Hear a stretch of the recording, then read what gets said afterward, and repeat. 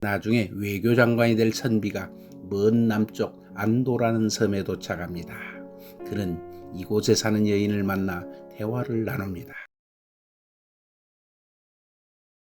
열차가 다니기 전 유럽 중에서도 문화적 변방국가였던 영국, 독일의 귀족들은 고전 문화의 유산이 찬란하게 남아있는 프랑스, 이탈리아로 앞다투어 자녀들을 장기 수학여행을 보내는 이른바 그랜드 투어가 유행이었습니다. 이때 가장 인기 있는 코스가 이탈리아 반도 밀라노, 피렌체, 로마, 그리고 베네치아였습니다. 독일의 대문호 괴테는 깊은 인상을 이탈리아 여행기를 남기면서 그의 수초와 그림 실력도 후세에 전합니다. 멘델스존은 베네치아에서 곤돌라를 경험하면서 솟아나는 감성으로 베네치아의 뱃노래를 작곡해서 오늘날 음악 애호가들에게 선사하였습니다. 1860년 조선에서도 실학의 바람이 불던 때 실학의 대부 박규수의 문화생을 중심으로 조선 땅, 특히 삼남지방을 여행하는 유행이 일었다고 합니다. 그 나중에 외무 대신까지 지낸 운양 김윤식은 벼슬하기 전 삼남지방을 여행하면서 여러가지 글을 남깁니다. 이때 전라좌수영 관할의 방답진을 거쳐서 안도라는 섬에 도착합니다. 안도, 한국의 베네치아라고 할 만큼 깊고 자연스럽게 S자 형태로 해수로가 육지를 파고 들어가 호수 같기도 하고 작은 만처럼 생겨서 바다의 호수라고 탐복한답니다. 마을에서는 둔벙 같다고 해서 두멍안이라고 부릅니다. 배들이 안전하게 들어와 정박하기 아주 좋은 섬의 항구입니다.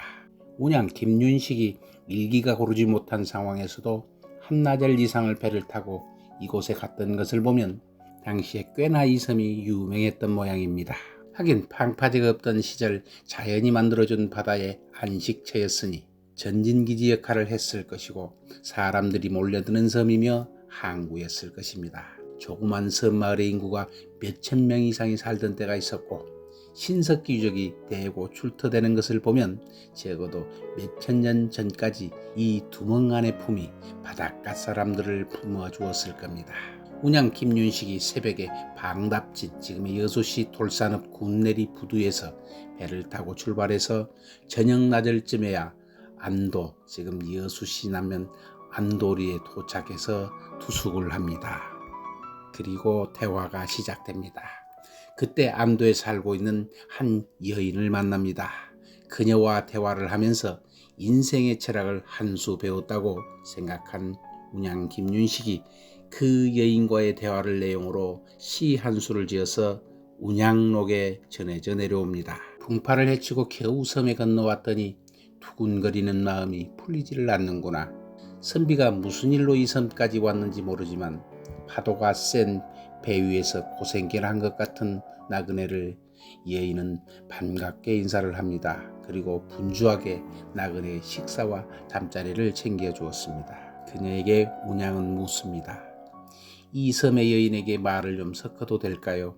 무슨 이유로 도시를 떠나 굳이 이 외로운 섬에서 살면서 죽을 위험도 마다하지 않는 것이오? 하고 물어보니 안도 여인이 웃으며 말하길 선비님이 이치를 잘 모르시나 봅니다.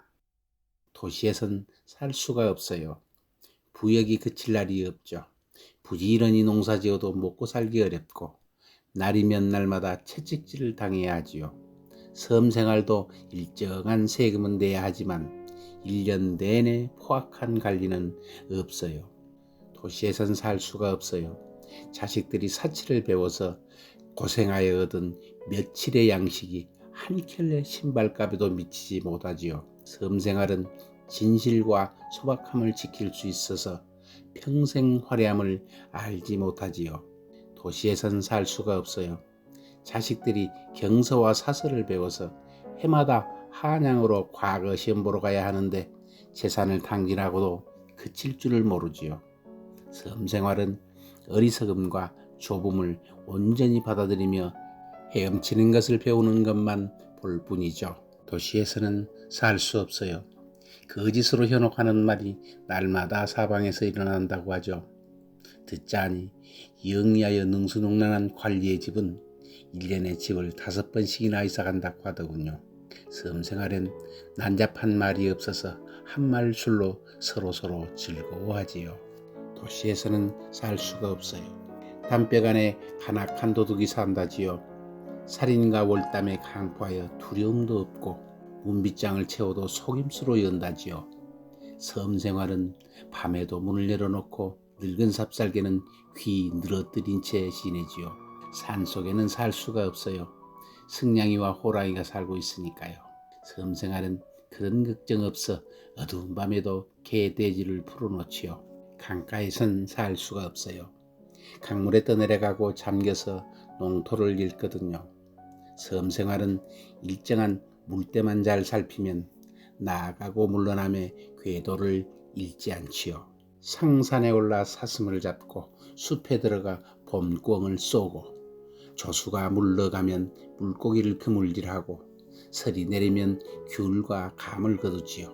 대를 이어 시집장가를 드니 족시를 구별할 필요도 없고 물고기를 팔아 곡식으로 바꾸니 쟁기질에 얽매일 필요도 없지요. 배 안에 있으면 서재나 누각 같아 무늬야로 새긴 비단 창문 부럽지 않아요. 서로 바라볼 뿐 왕래하지 않은 채 창창한 젊은이들 이가 빠졌다 다시 나듯 장수하지요. 평평한 육지에 풍파 많으니 큰 집인들 어찌 믿을만 하겠어요. 북이란 옅은 연교와 같고 공경과 재상은 갈대풀이나 진배 없지요 하네. 손님은 대답할 말이 없어 저녁 바닷물가에 서글피 서 있었다네. 그로부터 20년 후인 1880년 이 시의 주인공 운양 김윤식은 공교롭게도 당시 안도의 관할 수령인 순천부사로 임명되어 내려왔으며 그 다음 해에는 우리나라 최초의 유학생단인 영선사 대표로 임명받아 청나라를 다녀옵니다. 그리고 외무대신 등 대한제국과 일제강점기 굵직굵직한 나란 일을 하면서 저술 활동을 게을리하지 않습니다. 안도 처음에는 기러기 안자를 쓰다가 지금은 편안한 안자를 써서 안도라고 부릅니다. 바다를 배경으로 살아가는 뱃사람들의 편안한 안식처이기도 하고 지나가는 나그네의 깨달음을 더해주는 섬인 셈입니다. 섬놀이TV였습니다. 구독과 좋아요 부탁드립니다.